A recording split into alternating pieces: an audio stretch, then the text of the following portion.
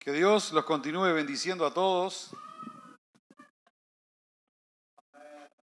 Espero que estén con alegría de estar acá reunidos, sabiendo que tenemos un Dios todopoderoso y que las cosas que suceden, y a veces hay problemas y hay dificultades, pero vemos también que Dios nos trae siempre la victoria. No en algunas ocasiones. Hay una canción que cantábamos cuando yo era chico. Cristo responde a mis anhelos, lo que me falta Él suplirá, salva, transforma y también sana. Oh, aleluya, mi todo es Él. Y el título del mensaje de hoy dice, Cristo responde. Y creo que ninguno tenemos duda que Él nos responde. A veces, como yo, ahora con un camión que compramos nuevo, nosotros lo ploteamos para la empresa que trabajamos, pero siempre pongo atrás un salmo, un proverbio o alguna cosa que los identifique. Y este camión va a estar basado en el Salmo 23. Dice, aunque ande en valle de sombra y muerte, no temeré mal alguno, porque tú estás conmigo. Amén. No temeré, porque dice que vamos a andar en un valle, no que nos vamos a quedar en el valle, aunque ande en valle de sombra y muerte. No temeré mal alguno. Y yo lo asociaba, en alguna oportunidad nos hemos perdido, hemos salido por algún lado y bueno, a veces nos perdemos, no sabemos. Hoy tenemos la ventaja de la telefonía celular y la conexión a través de los sistemas de triangulación, que donde nos da donde la posición que nosotros tenemos por un sistema de GPS. Se triangulan 3 satélites para dar la ubicación donde nosotros estamos. Y bueno, con esa ubicación nosotros sabemos dónde nos encontramos para poder mirar hoy en un mapa digital. Pero yo fui de la época que también me tocó andar con un mapa común, con un mapa en papel. Y me acuerdo que por un trabajo tuve que ir a Buenos Aires, nunca había ido. Y llegué allá a Buenos Aires y bueno, acostumbrado de un pueblo chiquito que el edificio más alto es de 3 o 4 pisos. Me llegué allá con un edificio, tremendos edificios y un gran movimiento en la capital de Argentina. Y bueno, llego allá a esa gran ciudad y bueno, yo había mirado el mapa y bien me acordaba, una vez yo cuando estaba estudiando música, me habían visto capaz que algo de talento y me habían puesto como solista en un momento. Y yo me acuerdo de haber tenido que tocar una canción y yo cuando levanto la mirada era una sala, que es un club deportivo, pero que estaba lleno de gente. Y recuerdo haber visto que yo tenía así las partituras y que las partituras parece que me hacían así, se me estaban moviendo de continuo del estado de nervios que yo tenía. Pero me pasó algo insólito. Tuve la oportunidad, después de grande, de poder volver a tocar en el mismo lugar. Casi diría en la misma ubicación que estaba en ese momento. Pero, ¿qué pasó? Cuando fui a tocar, después de grande, teniendo conocimiento y ya más profesionalismo en la parte de musical, no tenía para nada ningún nervio. Podía tocar totalmente fluido y mirando para los costados y tocando y contento tocando porque estaba seguro. Y en la vida espiritual muchas veces nos pasa lo mismo. Nosotros tenemos a un Dios todopoderoso que hizo la obra por nosotros. Y los que a veces tenemos el problema de no estar confiados porque pareciera que un Dios chiquitito, somos nosotros. Que vemos todo nublado, decimos, ay, vemos todo nublado, pero sabemos que Dios nos va a dar la salida. Y cuando seamos grandes, vamos a ver todo totalmente distinto. Y acá yo quisiera tratar un tema. Voy a hablar un breve síntesis allí de la historia de Daniel en la Biblia.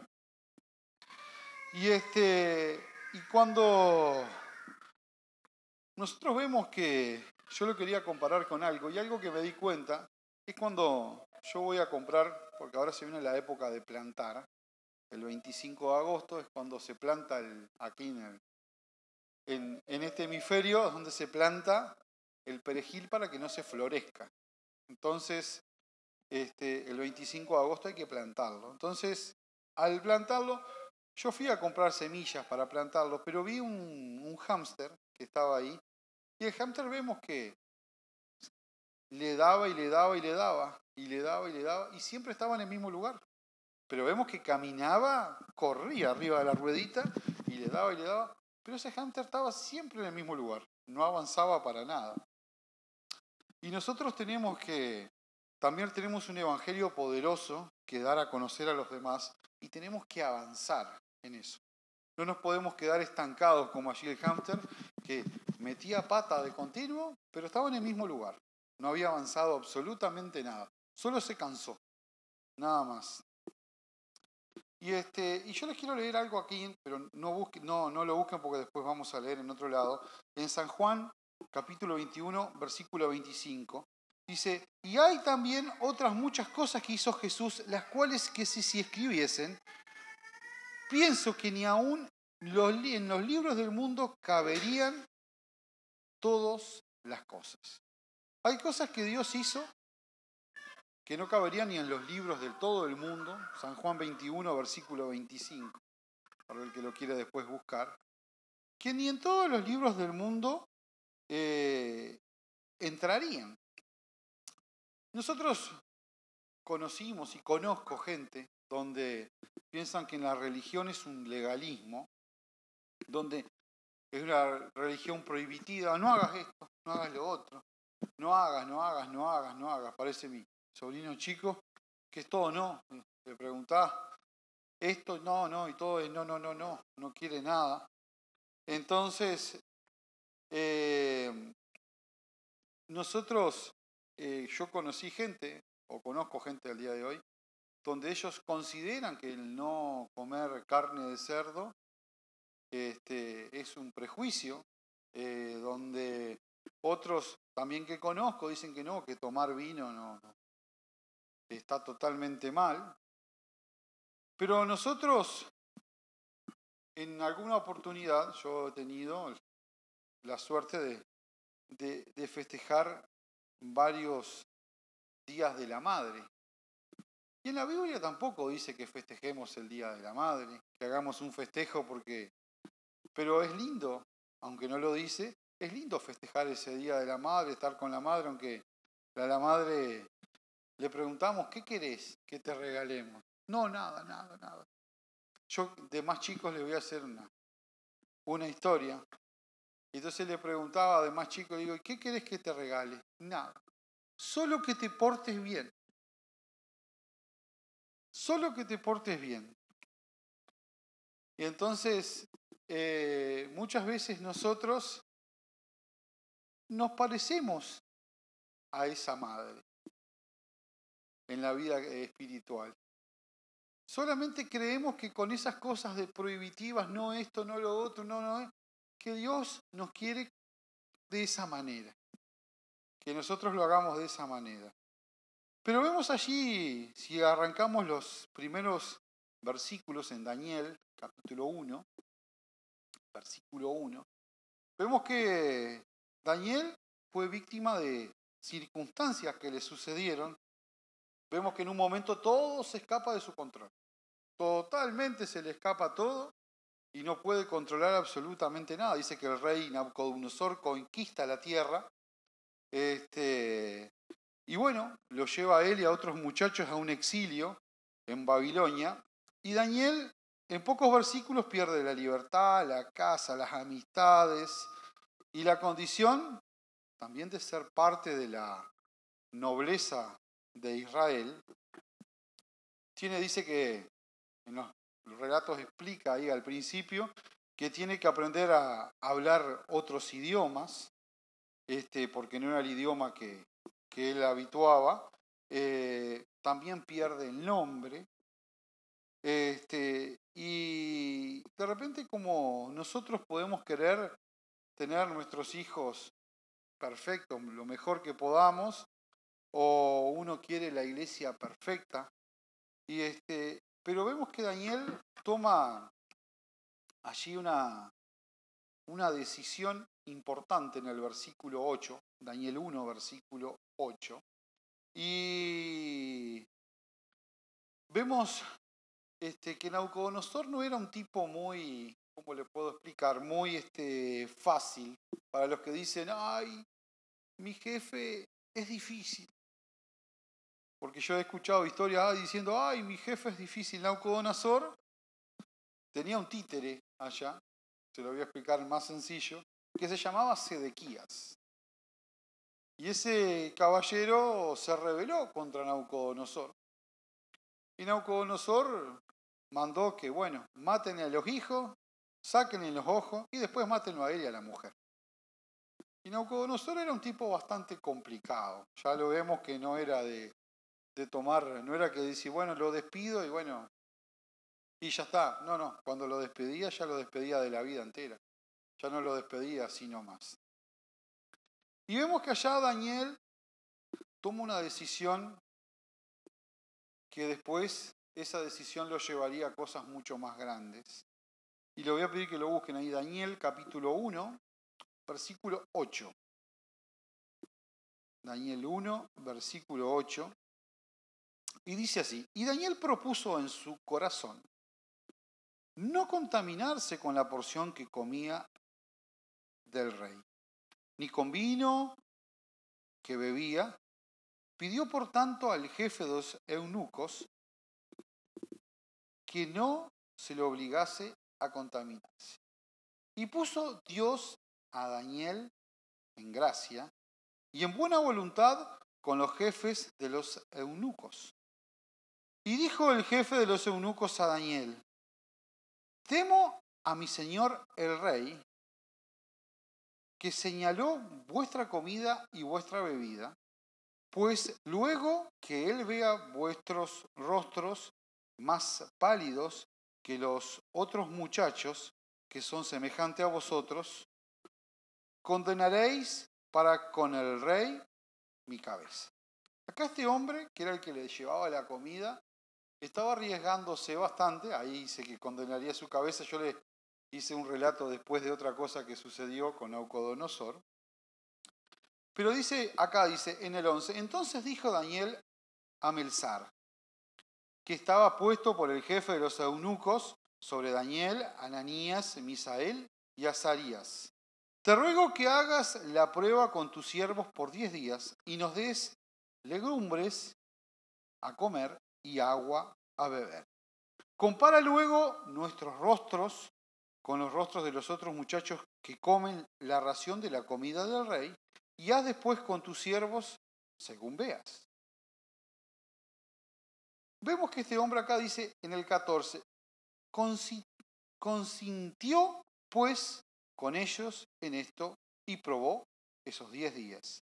Y dice, y al cabo de los 10 días pareció el rostro de ellos mucho mejor y robusto que los otros muchachos que comían la comida del rey. Así pues, Melzar se llevaba la porción de la comida de ellos y vino que había de beber y les daba legumbres. A estos 4 muchachos Dios les dio conocimiento e inteligencia en todas las letras y ciencias. Daniel tuvo entendimiento en todas las visiones y sueños. Pasados pues los días, al fin de los cuales había dicho el rey que se los trajesen, el jefe de los eunucos los trajo delante del rey Nabucodonosor, y el rey habló con ellos y fueron hallados entre otros como Daniel, Ananías, Misael, Azafira, así pues estuvieron delante del rey. En todo asunto de sabiduría e inteligencia que el rey consultó, los halló 10 veces mejores que todos los magos y astrólogos que había en su reino. Y vemos que acá Daniel fue hallado 10 veces mejor. Pero acá vemos en esta historia que Nabucodonosor muere. En parte del relato, Nabucodonosor muere. Pero antes, a Daniel tiene unos pequeños altercados. Les piden que adoraran una estatua ahí y dijo que de ninguna manera lo iba a hacer. Entonces dijo que si no se ponían de rodilla ante esa estatua, los iban a tirar a un horno de fuego. Y después le dicen, bueno, Daniel, ya que pasa esto, también, no solo eso, sino te vamos a tirar que te coman los leones si vos no dejás de orar a tu Dios. Y vemos un Daniel allí que a pesar de las circunstancias, porque vemos a veces en la vida que nos tocan circunstancias no gratas, no alegres, que nunca dejó de clamar a un Dios. Nunca dejó, en ningún momento dejó de clamar. Y nosotros, si vemos ahí más adelante, hay una historia de allí de Lot. Dice que iba a ser destruida una ciudad que se llamaba Sodoma. Y se le encomendó algo a Lot. Dice, sal y mira hacia adelante. Como yo siempre digo, de mirar hacia adelante. Lo que quedó atrás, quedó atrás. Pero vamos a mirar hacia adelante. Y ahí a la mujer se le ocurrió como una idea de mirar hacia atrás. Y dice que en ese preciso instante quedó hecha una estatua de sal. Que después Jesús más adelante hace una referencia sobre eso, sobre la mujer de Lot allí. Y aquí vemos que pequeñas decisiones se transforman en grandes victorias. Porque vemos que allí a Daniel dice, si no dejas de orar, te vamos a tirar con los leones. No era una cosa muy simple. Y yo me acuerdo de chico, en una, no era un congreso, era una reunión que a todos nos habían pedido con anterioridad que buscáramos un texto bíblico para inspirar a otros en una reunión que habíamos tenido. Y yo me acuerdo, no sé por qué siempre me gustó la historia de Zacarías. Y yo tenía siempre en mi memoria, en algún momento dije, era mi único conocimiento en la Biblia, era esa y la historia de Noemí. Eran las únicas dos que yo las podía traer con velocidad porque las conocía muy bien. Podía haber hecho Noemí, si fuera en esa historia, podía haber hecho Noemí potenciada, Noemí la nueva, Noemí, pero era siempre la misma historia, nada más que podíamos cambiarle el título. Y en Zacarías 4:10 dice esto. Esa historia de Zacarías, ahí habla del candelabro de oro y los olivos. Y recuerdo que esa historia la leí cientos de veces, y cuando estaba escribiendo el mensaje, me vino algo a la memoria que está ahí en Zacarías 4, versículo 10. Dice, todos los que hayan